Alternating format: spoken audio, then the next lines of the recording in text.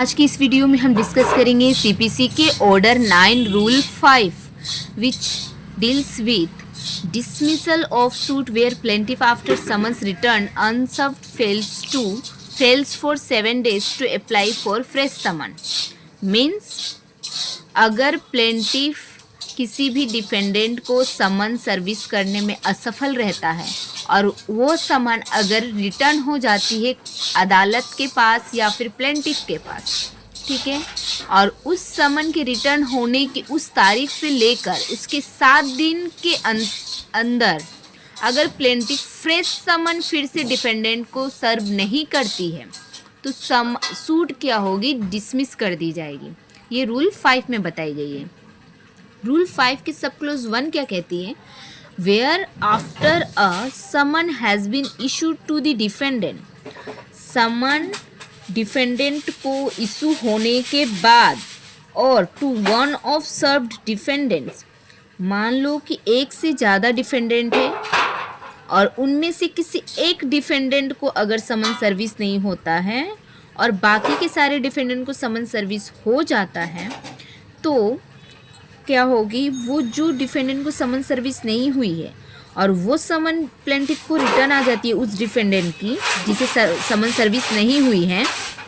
And return unserved, the plaintiff fails for a period of 7 days from the date of return made to the court by the officer ordinarily certifying to the court return made by the serving officer to apply for the issue of a fresh summon।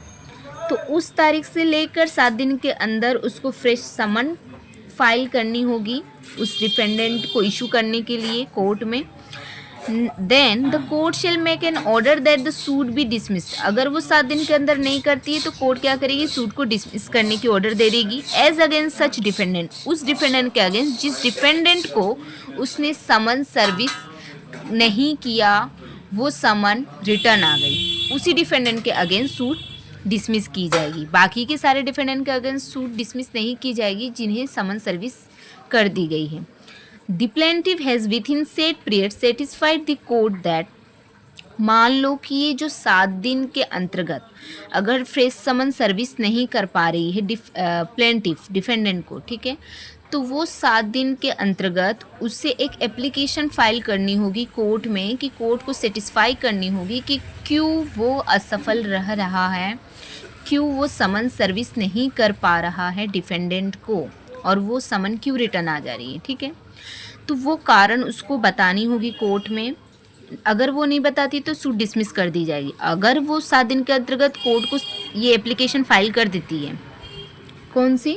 He has fail after using his best endeavours to discover the residence of the defendant who has not been served, means उसे उसकी proper address नहीं मिल पा रही है कि वो कहाँ उस डिफेंडेंट रिसाइड कर रहा है एट प्रेजेंट, जिसके वजह से समन सर्विस नहीं हो पा रही। अगर वो कोर्ट को सेटिस्फाई कर देती है कि उसकी प्रॉपर रेसिडेंस उसे नहीं मिल पा रही है, ठीक है, उसकी बेस्ट इंडिवर्स होने उसने बहुत ट्राई किया लेकिन उसके बावजूद भी उसकी रेसिडेंस पता नहीं चल पा रही है, ये उसको सेटिस्फाई करनी होगी। अगर कोर्ट सेटिस्फाई हो जाती है तो सूट डिसमिस नहीं करेगी। और बी में दी हुई है, such defendant is avoiding service of process, means defendant को समन सर्विस किया जा रहा है लेकिन डिफेंडेंट अवॉइड कर रही है समन रिसीव करने से। अगर ये भी कोर्ट को वो सेटिस्फाई कर देती है उस 7 दिन के अंतर्गत तो कोर्ट क्या करेगी, सूट डिसमिस नहीं करेगी। सी में बताई गई है कि there is any other sufficient cause for extending the time, means court को एक एप्लीकेशन करेगी कि ये जो समन सर्विस करने की 7 दिन की जो टाइम पीरियड दी हुई है उसको एक्सटेंड कर दी जाए। और क्यों, वो कारण कोर्ट को वो अगर सेटिस्फाई कर दे